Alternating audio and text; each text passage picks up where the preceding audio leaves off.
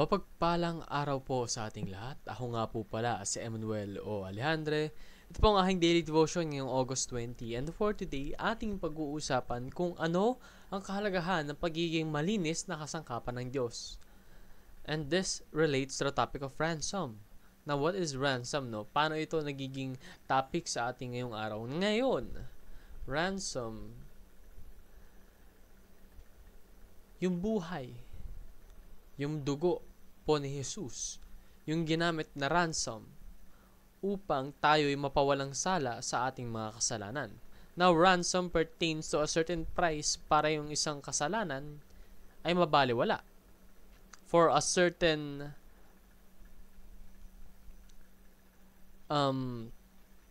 missing piece to come back, no?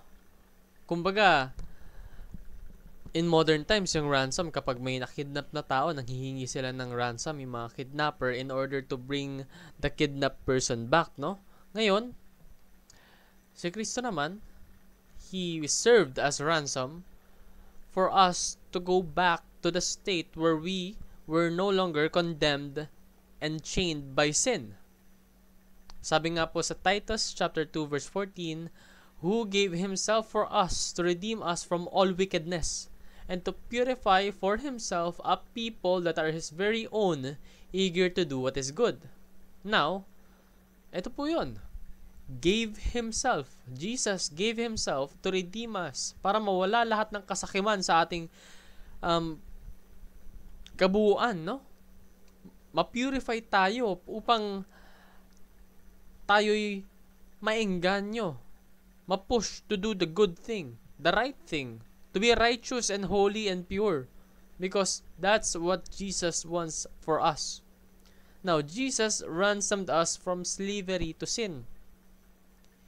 Hindi po slavery overall, ha? Slavery to sin. Because of Jesus' sacrifice, we are no longer condemned. Kumbaga, we have had the ability gifted to us by grace for us to be saved, for us to experience salvation. And He did this by ransoming us through His blood. Siya po'y napako sa krus, namatay, nilibing at nabuhay muli. At lahat ng ito'y ginawa niya upang tayo maligtas. Therefore, Jesus ransomed us to be holy before God. Binigay niya yung dugo niya, yung sarili niya, upang ikaw ay maging pure, for you to be holy. Ngayon, it is our responsibility to remain holy. Kasi, yung Panginoon, binigay niya na yung sarili niya sa'yo. Jesus, a God, the one and only true God, so powerful, nothing can compete. Pero yung entity na yun, binigay niya yung sarili niya para sa'yo. Who are you to disobey Him? Who are you to not be holy? Who are you to undo the things that He has done? So, how can we help, no? In order to be holy, we should ask God for spiritual breakthroughs, because we ourselves cannot do that. We are humans. We are very, very limited in terms of wisdom, in terms of willpower, in terms of strength. We lack everything.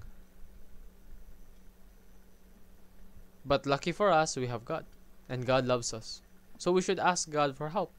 And let us value what Jesus purchased on the cross. That's our innocence. That's our purity. No? We should value that, and we should hold on to that.